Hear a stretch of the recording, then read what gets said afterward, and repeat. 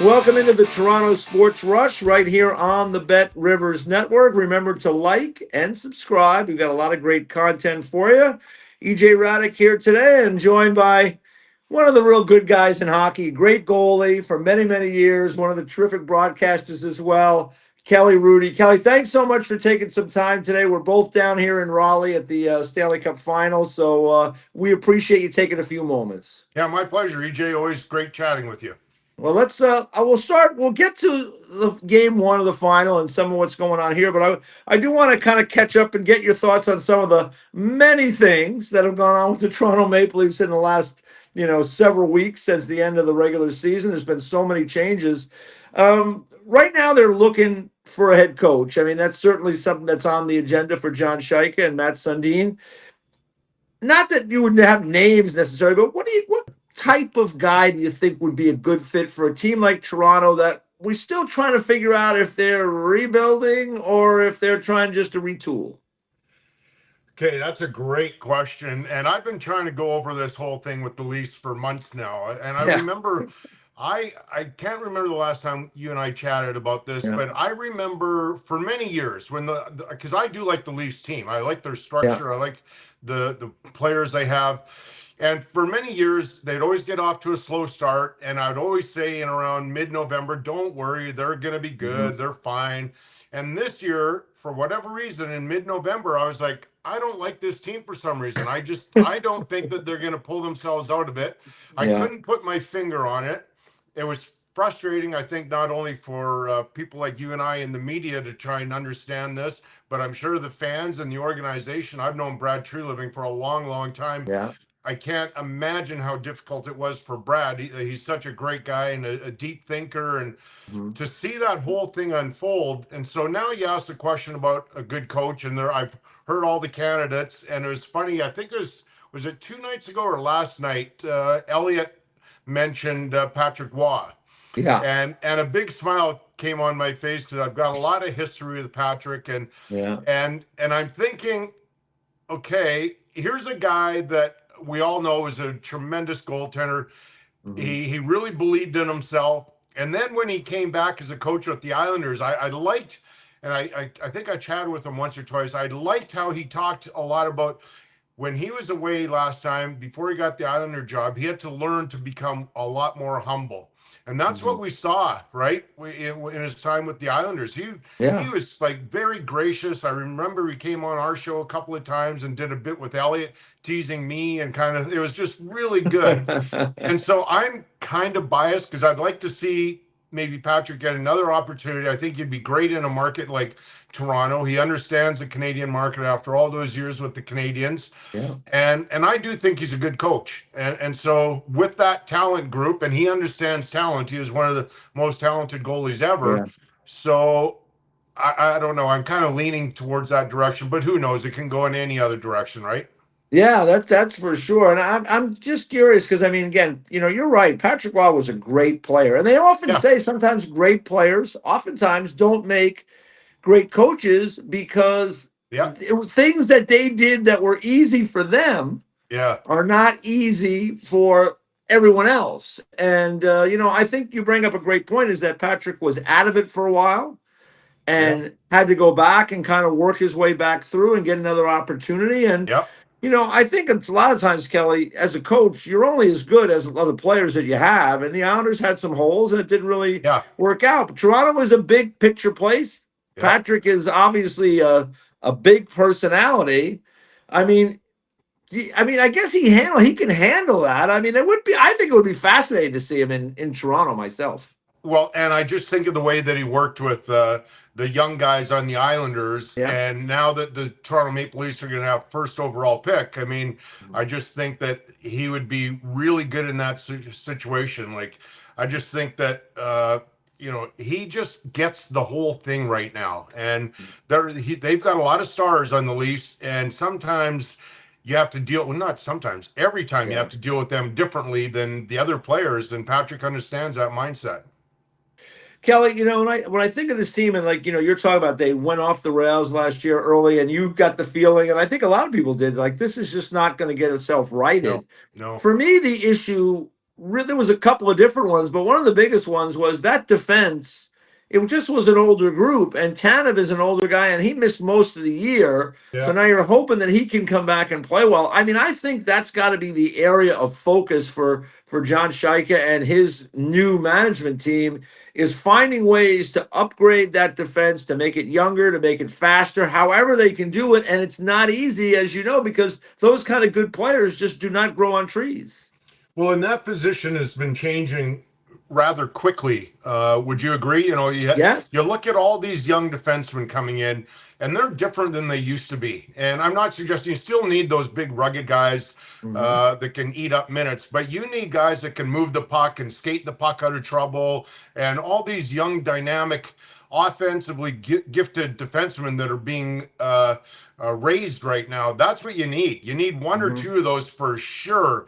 And all the top teams have them, guys in the mold of a Cale Makar, and there's others you Yeah. can talk about. But those are the dynamic guys that you have in the NHL now, and that's what you need. And they're just hard, it's hard to get. So that brings us to, I mean, the next question I'd have for you is, I mean, would you be willing to, are you willing to part with a Matthew Nyes? Are you willing to consider moving a William Nylander? I mean, because those are the ways that you can add a couple of pieces maybe to your group and help a blue line. Is that something you would consider? 100%. And Mhm. it could be those players, it could be any others, it could be a combination. So Yeah. I had a great conversation one time. I don't know if I've ever shared this with you, EJ, but many Mhm. years ago when I was out with the LA Kings and we're Mhm. flying home after a game, and our general manager was Rogie Vachon. And I loved Okay. Rogie. He's just an Yeah. amazing guy, and I thought he did a great job with our team. And I don't even know how we got onto the topic, EJ, but I mentioned about trades. And he Mhm. looked at me kind of stunned and goes, Kelly, no offense, but I talk about every one of you every day with other general managers because Yeah. my job is to make this team better. So to that point, if I were in that position, I would be talking every day about any possibility. And I'm not tied to anybody.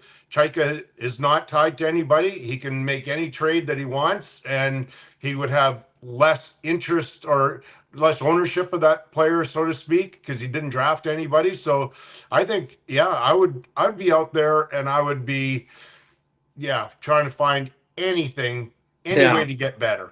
You're right. That is the job, right, of the manager is to always look for any way you can do it to make your team better. And that will bring me to, I guess, the Auston Matthews question for you. Now, Matthews was injured last year. He's in Yep, recuperation right now. He has met with Shaika, with Sundin. Sundin was a star player and a yep, leader in Toronto. Matthews is that. So maybe there will be a yep, kinship there that will help yep, Auston Matthews moving forward. yep, Talking to people around Matthews, I get the sense like he's non-committal right now. It's not good. It's not bad. He's waiting to see what's going on. He wants to stay in Toronto from all accounts. So that's the good news. But to your point, like, I guess you do have to listen if somebody's out there willing to pay a significant amount, and then of course, then you'd have to sell it to Auston if indeed it went down that path. yeah. Well, Austin's a great player. Everybody knows Yeah. that.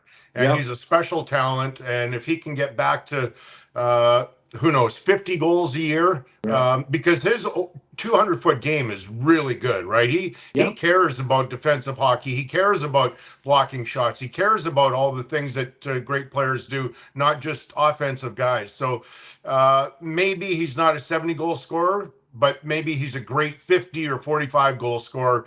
And maybe I'm throwing this out there, Mhm. maybe more along the lines of Steve Yzerman, that was a great scorer and then Yep. decided that he's going to play a little bit more defensively and turns out to be one of the all-time greatest players and leaders in the history of the game. And so there might be a comparison that way. But what I've always been encouraged by is it sounds like Austin loves being a Toronto Maple Leaf. Like Yeah. he loves playing in Toronto. He loves being a part of the Maple Leaf organization. Like that's special to him, and he takes that seriously. And so I think when you have a player of that talent that loves being a part of the organization, you can find a way to get him back. Hopefully, he's healthier than past couple of years.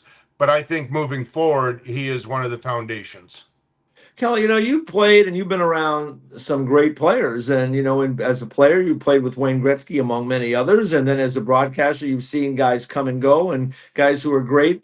I think you're onto something there. I do think that when guys get drafted onto a team, they want to win in that particular place. I Yep. think especially great players, right? Like they want to win. Like for Auston Matthews, he wants nothing more than to win with the Toronto Maple Leafs. I mean, other options down the road, they may be necessitated by events. But I'm sure, like it's just like Connor McDavid. I mean, Connor McDavid, I'm sure wants to win in Edmonton before thinking about anything else. Most of us, I can't speak for everyone, but for the Yeah. most part, the 8,000 guys that have ever played in the National Hockey League ballpark, all of us dream of getting drafted by a team or signing with a team if you're undrafted and spending many years there and winning Yeah. multiple cups like a Steve Yzerman. Like that's Yeah. everybody's goal, right? Yeah. Not many guys have a goal of getting drafted, playing a few years, and then getting traded like I Yeah. was. Yeah. That wasn't on my radar. I I can't never wait to signed get up. dealt. I never signed up to that part of the playing hockey deal, but that turned out to be an important part of my life. But Yeah. so most times when you talk to guys, they want to stay where they are. They want to win there. They'll sacrifice anything to do it. They just need help finding a way to get it done. Yeah, I think you're bang on there. So that's kind of the update with what's going on with the Leafs right now. They did make some moves, into the management team. They brought Yep. in Freddie Hamilton, who is Yeah. Dougie Hamilton's brother, Yep. as the new chief of staff. I have not heard that in the National Hockey League before. I always love it when there's new jobs created, Kelly, like new positions, because that means there's new stuff maybe for us at some point in time. But he's the chief of staff, I and love it. and then Judd Bracken was brought in. He was in Minnesota, director of scouting. Yep. That's where he's kind of made his bones, and now he's an Yep. assistant GM. I don't know, Kelly. I know you're, Calgary. If you had any connection with that Hamilton family there, if you Oh, know yeah. Freddie at all, what do you make of that? I know Dougie a little bit more, but Freddie was Okay. there for about 2 years as when I was there as a broadcaster, Mhm. and I know he and Dougie had a great relationship. Yeah. I've met the parents and stuff. I really enjoyed Dougie. He is a bit of a free spirit, and Yeah. Freddie's a little bit like that. But you need guys that maybe think a little bit differently, right? Like when you're building an organization, you need all types. And so I Mhm. think Freddie was a guy that was a marginal player. And I don't mean that in a dismissive way, but No. sometimes players like that, they have to find a way to really understand the game to stay, right? To stick Mhm. around. And so a Yeah. lot of those guys are really deep thinkers. Yeah, no question about that. I ask you about Dougie because I mean I think the natural assumption now for many, and count me among the many, is that Freddie Hamilton comes to Toronto in this role. Dougie Hamilton was rumored to be on the move from New Jersey. Toronto needs help on the blue line. I think Dougie Hamilton in his career has gotten a little bit of a bad rap sometimes, saying because like Kelly, there are very few, if any, perfect players Oh, in the yeah. NHL. Oh, yeah. Dougie Hamilton has a unique skill that he's a big, long, strong guy on defense that can move pucks, that can make Yep. first pass, can get pucks through on a power play, can run a power play, he can eat up minutes. Are there areas where there aren't strengths for him? Sure. But when he was out of the lineup for the Devils over the last couple of years, they really struggle. Now, I don't Yeah. know what the relationship is. There's a new manager there. But a guy like Dougie Hamilton could be a good fit for the Leafs. And he can be physical as well. When Mhm. he's fully engaged, he's everything that you mentioned, Yeah. EJ. And so I really admired him when he played for the Flames. Like he was a good player, and when he left, he had some really good years. Now he's a not a top end like Makar or Yeah. Werenski. He was once considered a real top defenseman. Mhm. He's fallen just a little bit, but he's still a tremendous player, and he would help any organization or most, anyways. Yeah, I mean, at the end of the day, like you're right. I mean, yeah, Makar, Quinn Hughes, these guys are unique guys. I mean, Yeah, there's only, yeah, we could go through, there's a handful of those type of players, yeah, more so now, as you've mentioned at the top, right? Some of these young defensemen have yep, come along and are yep, big. But Dougie Hamilton is in that, next group of, Yep. 15 or 20 guys. And his size, his reach, his length, I think are really Yep. valuable for a Yep. team like Toronto that has some forwards that can be explosive. Yep. But as you know, Kelly, right? They got to get the puck while they're moving and create speed through the neutral zone. You don't get it when your D is stuck in their own end. I would agree with that. And now it is twofold, as you know.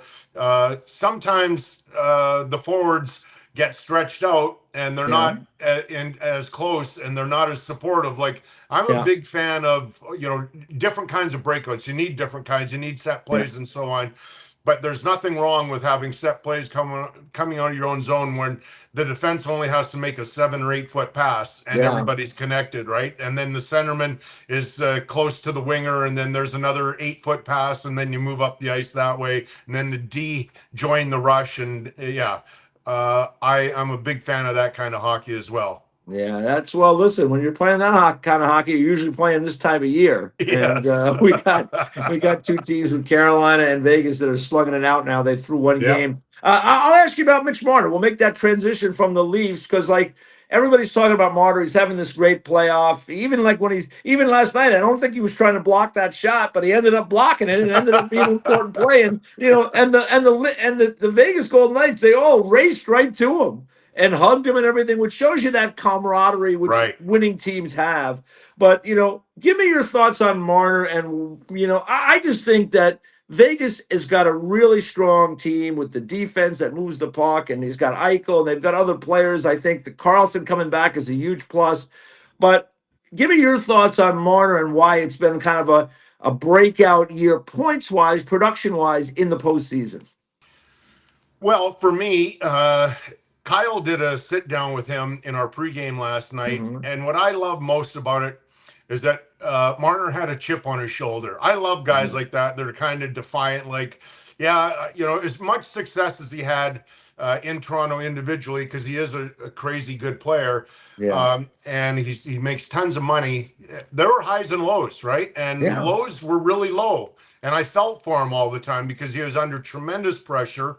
And it just seems to me like when you're in that situation in Toronto and they weren't winning in the playoffs, that leaves some sort of scar tissue, and it's not easy to continue on and find joy in hockey. And he talked about dark days, and I understand that, and I feel for him. And now he goes to Vegas, and he doesn't have apparently the same sort of pressure. He's supported in many different ways by his players, his organization. He's playing freer because he's always been a great thinker of the game. Like you look at that goal by Carlson last night, the third goal, and as Kevin Bieksa said, when Carolina, when they're playing man-to-man and Marner's smart enough to recognize when there's two men around him, somebody's got to be open. And so he just sifted that pass right beautifully to Carlson in the second period. And so when he plays with a free mind like that, you're going to get an explosive player.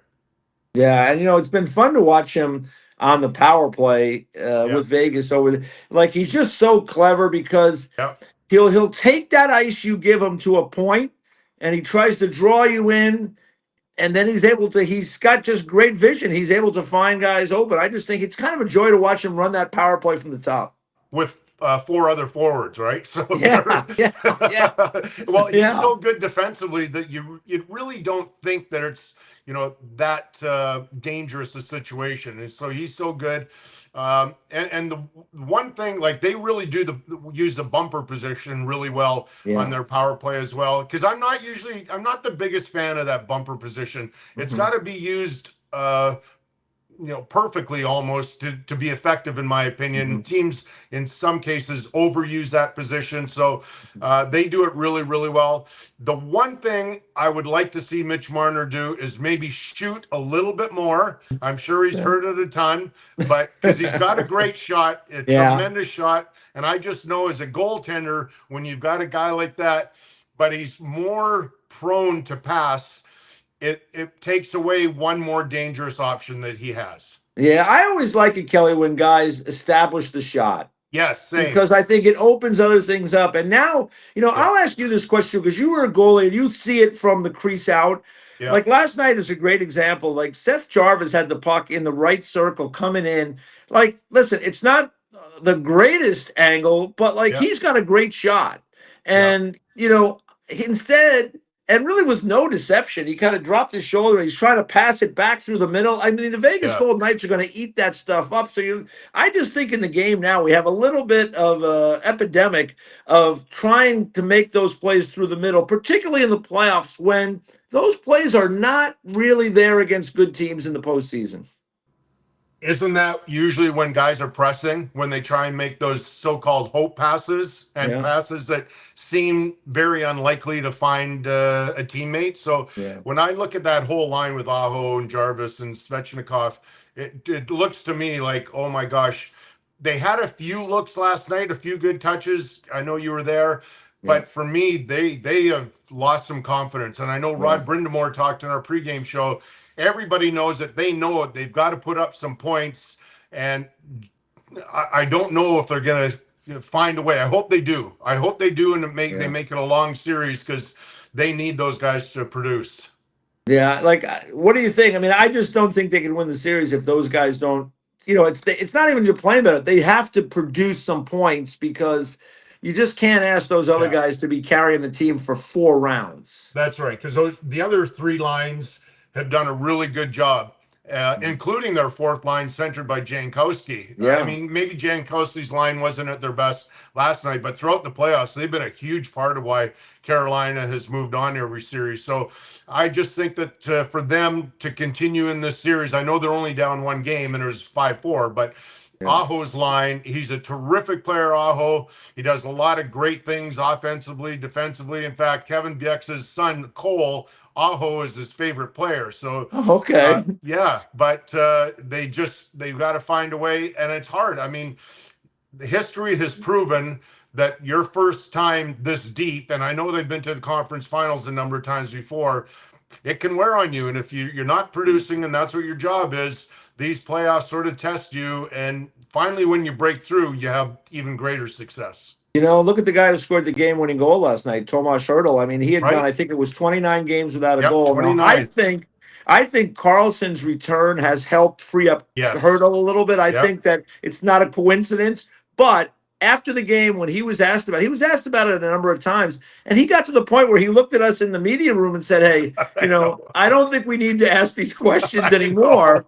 And he brought up that he reached out to Joe Pavelski to kind of ask a former teammate. I thought that was terrific, that he shared that with us as well. But, it's a great point of, when confidence, and you were a pro athlete, Kelly, when you were in goal and you were feeling confident, the world was your oyster. And when you didn't have that confidence, it was probably a struggle.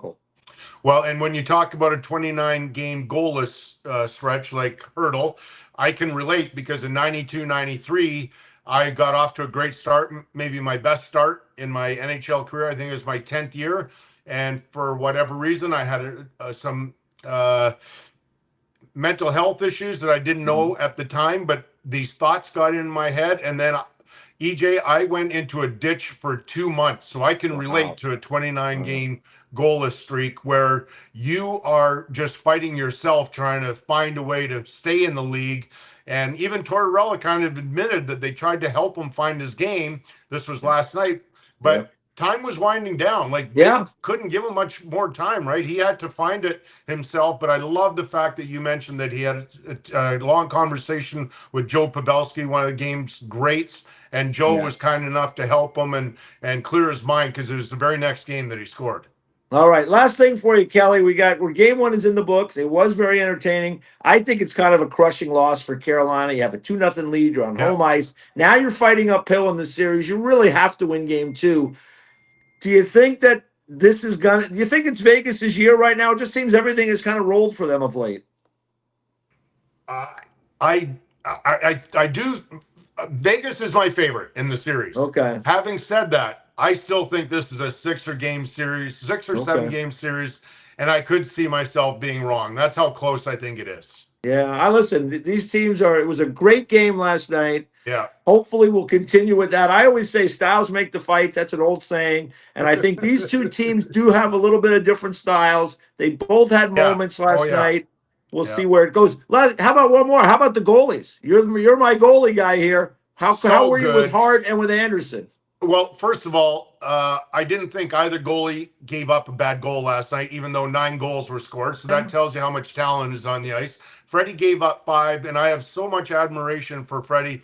After the season he went through, like he finished all of his numbers, important numbers, were the lowest of his NHL career, including, I believe, his save percentage in regular season was .874, I believe. Yeah. That's really low for Yeah. a guy of his abilities. I know there was a lot of talk about who is going to start the playoffs versus Ottawa for Carolina. They chose Freddie for his experience. He's paid them back with that trust. And I have no idea how he played the last game versus Montreal after losing his good friend and his agent, Claude Lemieux, tragically. I wondered when the day I heard about Claude, first thing I thought was, I wondered if Freddie can even play tomorrow. And I thought of Rasmus Anderson as well for the same reason. And then last night for Carter Hart, like, he's trying to prove everybody he's still a good goalie. And last night's game, so he gives up 2 in the first 12, including 1 in 25 seconds. And then he makes that breakaway save, which I thought was huge.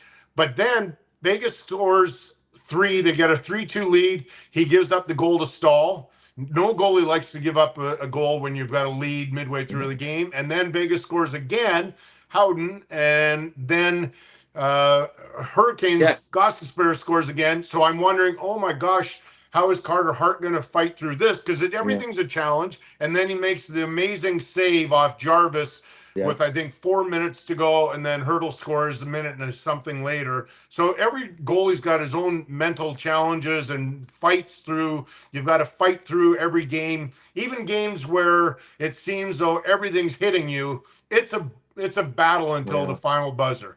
Yeah. I'll tell you, I was watching that last night, that first 25 seconds. I was like, oh boy.